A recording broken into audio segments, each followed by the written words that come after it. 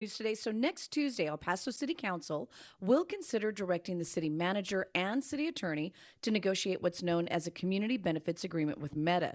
The agenda item brought forward by City Representatives Cynthia Boyar Trejo and Diana Maldonado Rocha calls for negotiating an agreement that could include things like protections for water and electric resources, infrastructure improvements, and other measures aimed at addressing community concerns about the Meta project. Now, the proposal would also keep discussions going between city leaders, utilities, Meta, and community members. If we are to enter into a community benefit agreement, it has to be also legally binding. They also have to, run the risk of us suing them if they don't comply with their promises. And so that's what we would really ask for, is that if it's going to happen, that we be protected.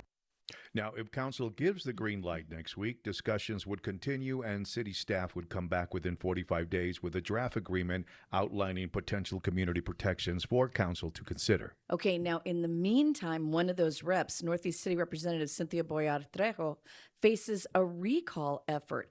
Petitioners filed their notice to the city clerk's office over a vote Trejo made last week. Petitioners say Trejo's last opposition to renegotiating a tax incentive agreement with the social media giant Meta is the main reason for the recall effort.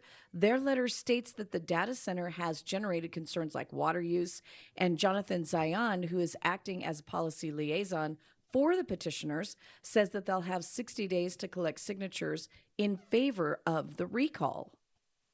And when we have a city representative that would not vote to search for the truth, then there's a problem. So based on that, it's essentially what we would call negligence. It's not listening to her citizens in the Northeast or the citizens throughout El Paso. And on that basis, it feels like the perfect time to do a recall for.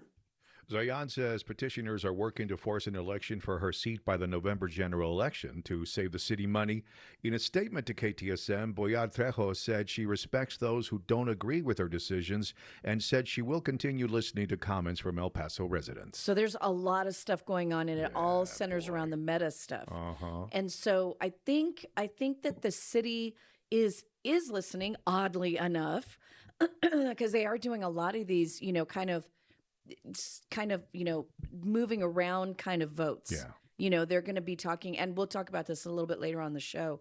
They're also trying to stop a power plant. Yeah, the gas power plant. Yeah, exactly. And so that's the thing. I think that I think the whole problem with this Meta data center is that it was so quietly done. Mm-hmm. And it was not put before voters or really even the public before the decision was already made.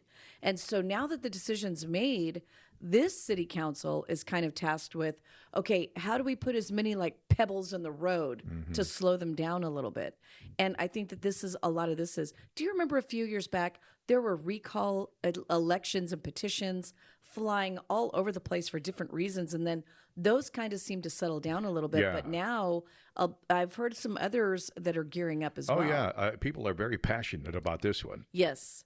I think this has really pulled a lot of people out of their, I don't really pay attention to politics kind of thing.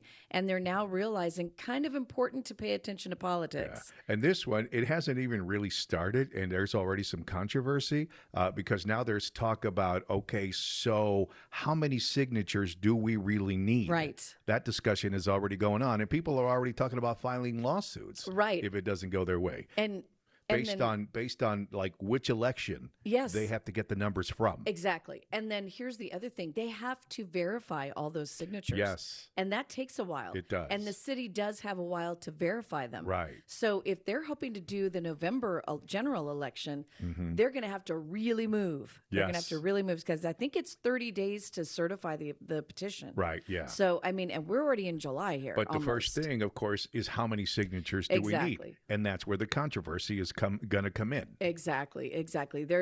Believe me, this story isn't going anywhere.